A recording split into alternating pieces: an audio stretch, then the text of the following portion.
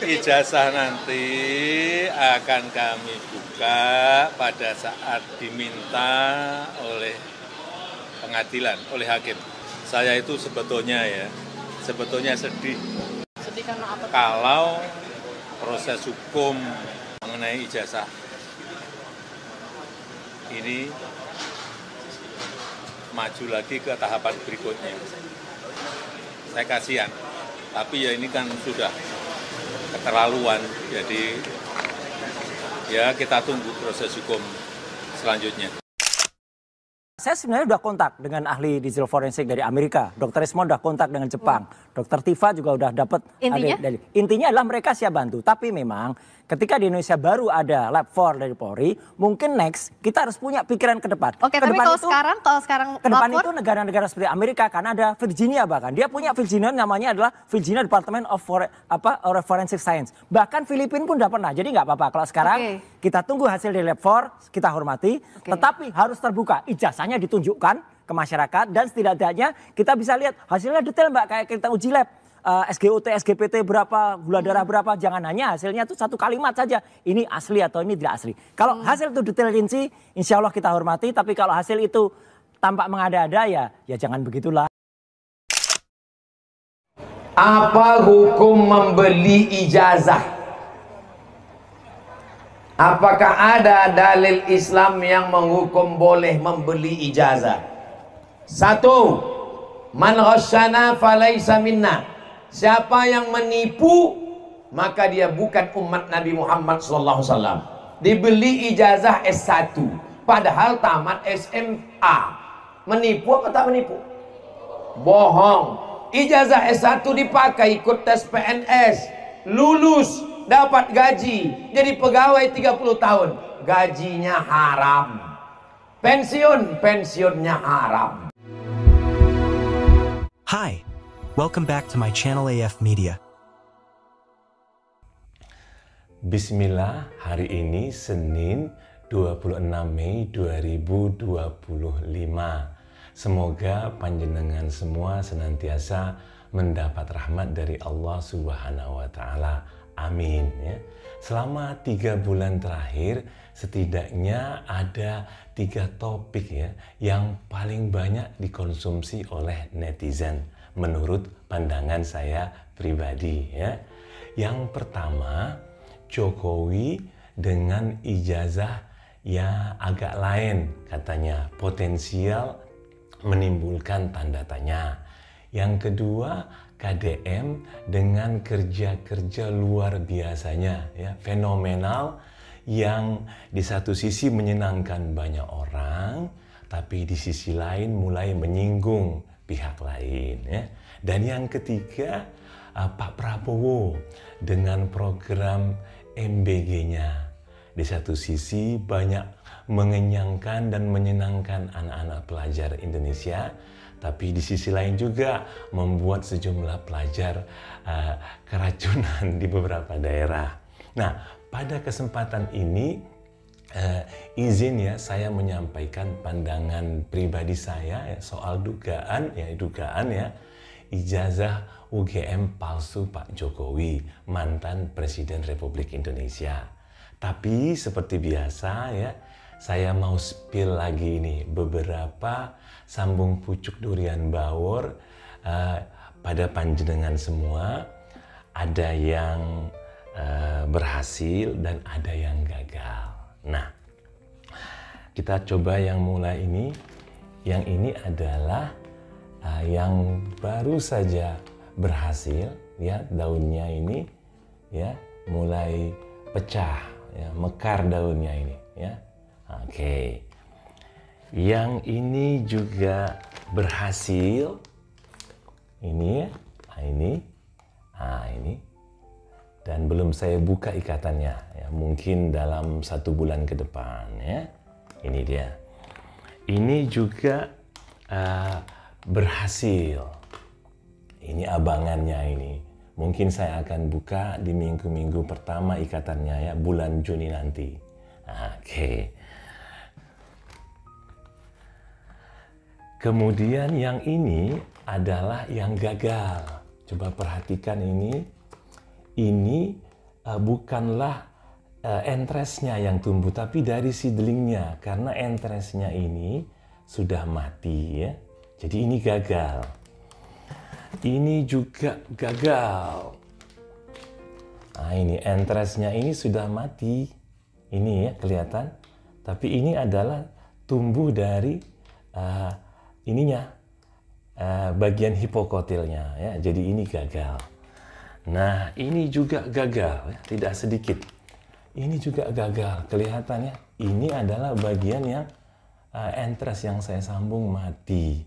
Ini yang tumbuh dari hipokotilnya.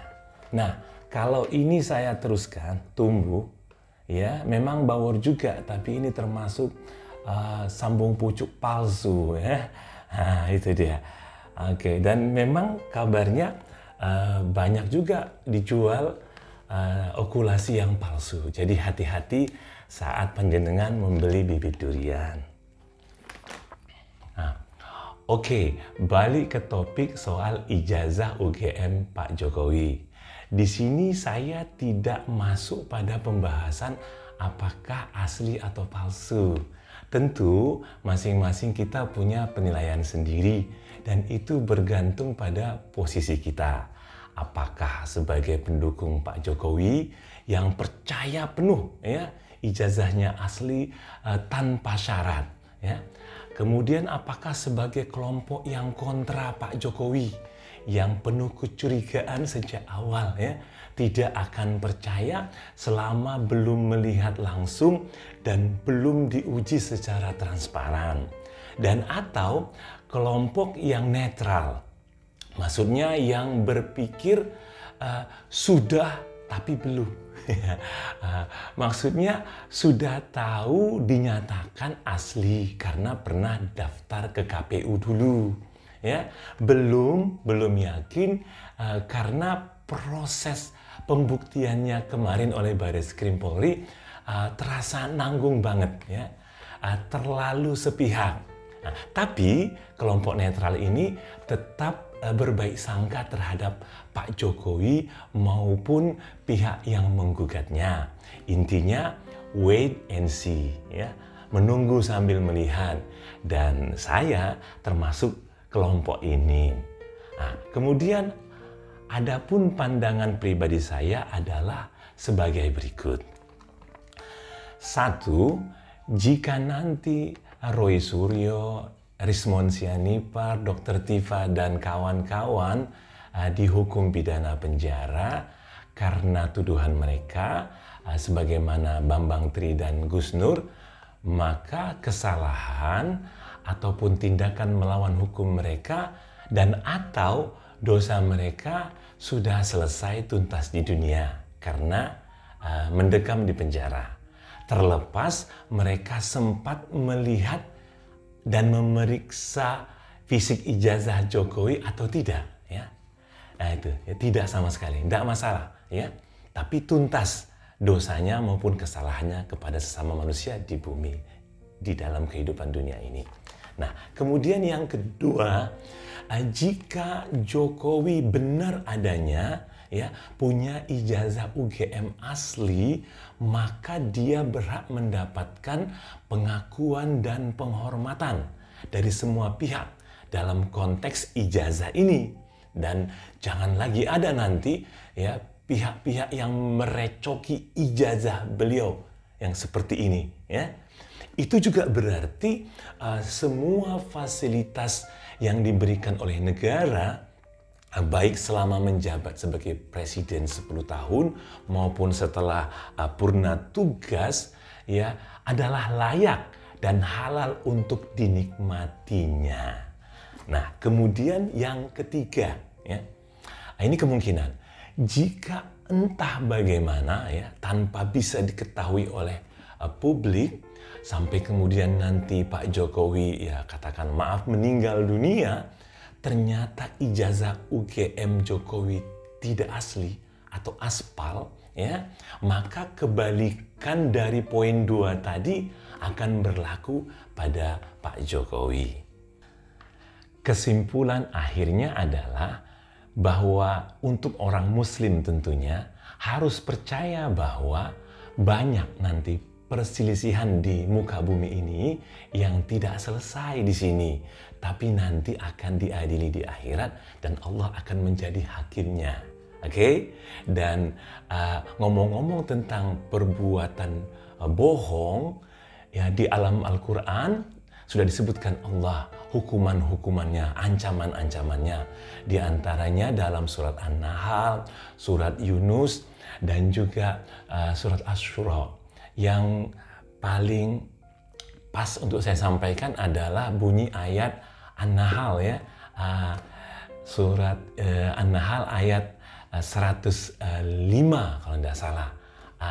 Artinya itu sesungguhnya yang mengada-adakan kebohongan hanyalah orang yang tidak beriman kepada ayat-ayat Allah, dan mereka itulah pembohong. Satu lagi dalam surat Asy-Syura ayat 42 Allah berfirman, sesungguhnya kesalahan hanya ada pada orang-orang yang menzolimi manusia dan melampaui batas di muka bumi tanpa mengindahkan kebenaran. Mereka itu bakal merasakan azab yang sangat pedih. Demikian dari saya, semoga bermanfaat, dan saya mengajak kita semuanya untuk tetap bijak ya dalam berkomentar, terutama di media sosial. Dan atas perhatian Anda semua, saya ucapkan terima kasih. Sampai jumpa.